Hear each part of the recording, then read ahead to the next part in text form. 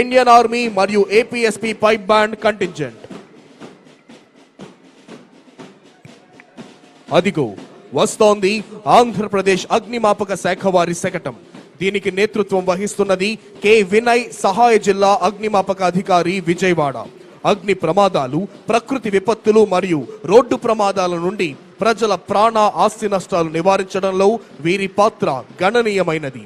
September 2024లో విజయవాడలో సంభవించిన బుడమేరు వరద సహాయక చర్యలో అగ్నిమాపక శాఖ రాష్ట్ర వ్యాప్తంగా 111 ఫైర్ ఇంజన్లు, 1339 మంది సిబ్బంది, 139 పోర్టబుల్ పంపులతో 13 ఐఆర్బి బోట్లతో దాదాపు 1400 మందిని కాపాడటం, 80,000 ఇళ్లను మరియు 330 కిలోమీటర్ల రోడ్లను రాత్రి పగలు పనిచేసి శుభ్రం చేస్తూ యథాతథ స్థితికి తీసుకురావటంలో వీరి పాత్ర గణనీయమైనది. స్వర్ణాంధ్ర సాధనకు 10 సూత్రాలలో భాగంగా మొదటి సూత్రం పేదరికం లేని సమాజం. ఈ 5 ఏళ్లలో రాష్ట్రంలో పేదరికం లేకుండా చేయాలన్నది రాష్ట్ర ప్రభుత్వ లక్ష్యం. పబ్లిక్ ప్రైవేట్ పార్ట్నర్షిప్ ద్వారా సుస్థిర అభివృద్ధి సాధించి అవకాశాలను సృష్టించాలని high net worth individual, non residents of ఇండియాల వ్యూహాత్మక భాగస్వామ్యంతో సమాజ పురోభివృద్ధికి బాటలు వేయాలని, త్రాగునీరు, క్లీన్ ఎనర్జీ లక్షిత ఆర్థిక విధానాల ద్వారా వన్ ఫ్యామిలీ వన్ ఎంటర్ప్రెన్యూర్ అంటూ ప్రతి కుటుంబానికి సామాజిక భద్రతే ధ్యేయంగా చెబుతూ మన ముందుకు వస్తోంది ప్లానింగ్ డిపార్ట్మెంట్ మరియు సెర్ప్ శకటం. పేదరికం లేని సమాజమే మన రాష్ట్ర ప్రభుత్వం యొక్క ప్రధాన లక్ష్యం. గ్రామీణ పేదరికాన్ని నిర్మూలించడం ద్వారా పేదరికం లేని సమాజ స్థాపనే ప్రధాన లక్ష్యంగా మన చంద్రన్న ప్రభుత్వం వ్యూహాత్మకంగా అడుగులు ముందుకు వేస్తోంది. స్వర్ణాంధ్ర 2047 విజన్ డాక్యుమెంట్ లక్ష్యాల సాధనలో భాగంగా గ్రామీణ నిరుపేద కుటుంబాల జీవనోపాధిని మెరుగుపరిచి తద్వారా వారి జీవన ప్రమాణాలు పెంపొందించేందుకు ఒక కుటుంబం ఒక పారిశ్రామికవేత్త అనే నినాదంతో అద్భుతమైన సంక్షేమ పథకాలు అమలు చేయటం జరుగుతోంది.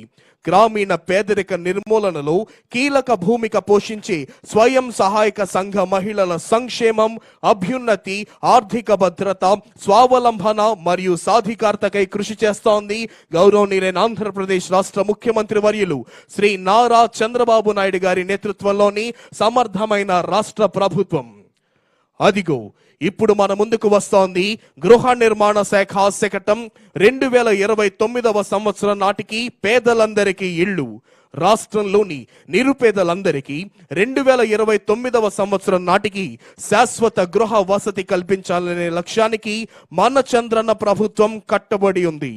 అందుకు తగ్గట్టుగా ఈ కూటమి ప్రభుత్వం అధికారంలోనికి వచ్చినప్పటి నుండి నేటి వరకు 1,00,000 ఇళ్లను పూర్తి చేయటమే కాకుండా ఈ ఏడాది మార్చి నాటికి 1.50 లక్షల ఇళ్లు, 2026 మార్చి నాటికి మరో 6.14 లక్షల ఇళ్లను పూర్తి చేయాలనే లక్ష్యాన్ని పెట్టుకోవడం జరిగింది. ఇప్పటికే ఇళ్లు మంజూరైన వారి ఇళ్లు పూర్తి చేసేందుకు ప్రభుత్వం కృషి చేస్తోంది. ఇళ్ల స్థలాలు లేని వారికి గ్రామీణ ప్రాంతాల్లో 3 సెంట్లు, పట్టణ ప్రాంతాల్లో 2 సెంట్ల భూమిని ప్రభుత్వం అందజేసేందుకు చర్యలను చేపట్టింది. ఇళ్లు లేని కుటుంబాలను గుర్తించేందుకు తాజాగా సర్వేను చేపట్టడం జరిగింది. అర్హత కలిగిన కుటుంబాలకు పెంచబడిన యూనిట్ విలువలతో ఇళ్లను మంజూరు చేస్తుంది రాష్ట్ర ప్రభుత్వం. స్వర్ణాంధ్ర సాధనకు 2వ సూత్రం ఉద్యోగం, ఉపాధి కల్పన. ఆంధ్రప్రదేశ్ ప్రజలు ఆర్థిక సుస్థిరత సాధించే విధంగా జాతీయ, అంతర్జాతీయ స్థాయిలో ఉద్యోగాల సాధన కోసం నైపుణ్యాభివృద్ధిని కలిగించడంతో పాటు అందుకు అవసరమైన వివిధ అవకాశాలకు రూపకల్పన చేస్తోంది రాష్ట్ర ప్రభుత్వం.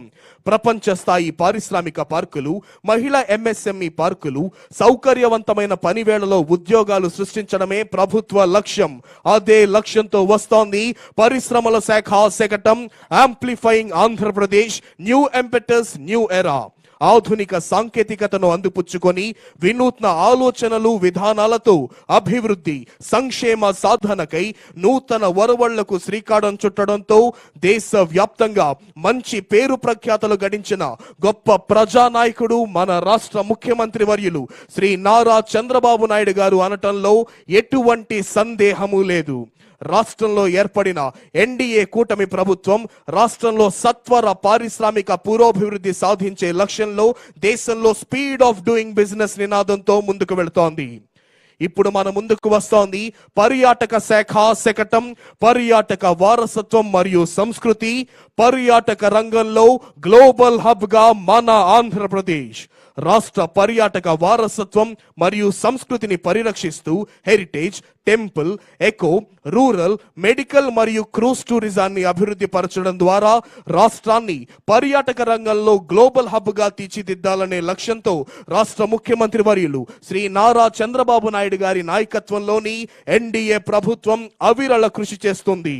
అందుకు తగ్గట్టుగా పర్యాటక రంగంలో పెట్టుబడిదారులను పెద్ద ఎత్తున ఆకర్షించేందుకు స్వర్ణాంధ్ర 2047 విజన్ డాక్యుమెంట్ లోని లక్ష్యాలను నిర్దేశించుకొని వాటి సాధనకై పర్యాటక రంగానికి పరిశ్రమల హోదాను కల్పించడంతో పాటు 2024-29 టూరిజం పాలసీలో నూతన విధానాలకు రూపకల్పన చేసుకోవడం జరిగింది.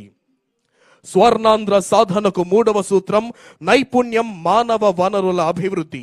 ప్రాథమికోన్నత విద్య నుంచి ఇంటిగ్రేటెడ్ స్కిల్లింగ్ కార్యక్రమం స్కిల్ పాస్పోర్ట్ ద్వారా అంతర్జాతీయంగా ఉద్యోగాలు అందిపుచ్చుకునే అవకాశాన్ని కల్పించటం. అందులో భాగంగా మన ముందుకు వస్తోంది పాఠశాల విద్యాశాఖ సమగ్ర శిక్షా శకటం వికసిత ఆంధ్ర. కేజీ నుండి పీజీ వరకు సంస్కరణలతో నవశకానికి నాందిని పలుకుతూ ఎన్నో కార్యక్రమాలు చేపడుతోంది మన రాష్ట్ర ప్రభుత్వం.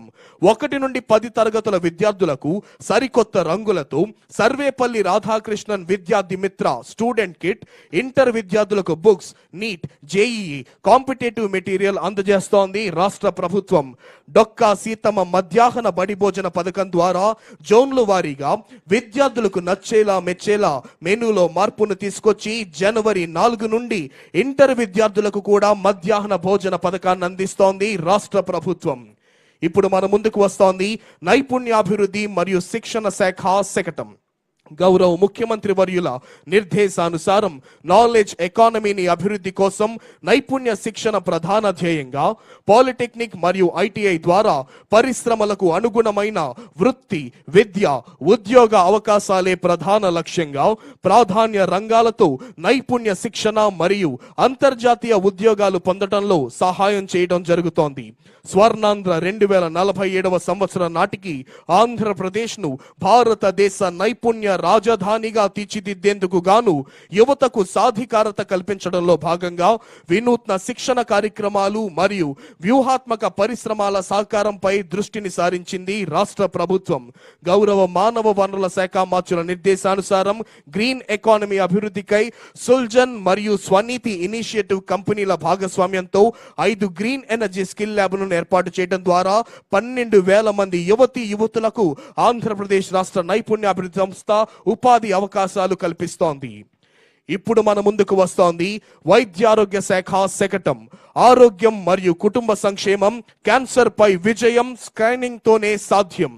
మానవ జీవన శైలి, ఆహారపు అలవాటుల్లో వస్తున్న పలు మార్పుల కారణంగా ప్రపంచ దేశాలతో పాటు రాష్ట్రంలో కూడా రోజు రోజుకి క్యాన్సర్ మహమ్మారి విజృంభిస్తోంది. దేశంలో సంభవించే క్యాన్సర్ వ్యాధుల్లో దాదాపు 70% వ్యాధులకు తగు ముందస్తు పరీక్షలు, జాగ్రత్తలతో నివారించవచ్చు అనే విషయాన్ని గుర్తించిన మన చంద్రన్న ప్రభుత్వం రాష్ట్రంలో క్యాన్సర్ స్క్రీనింగ్ డ్రైవ్ ను ప్రారంభించడం జరిగింది.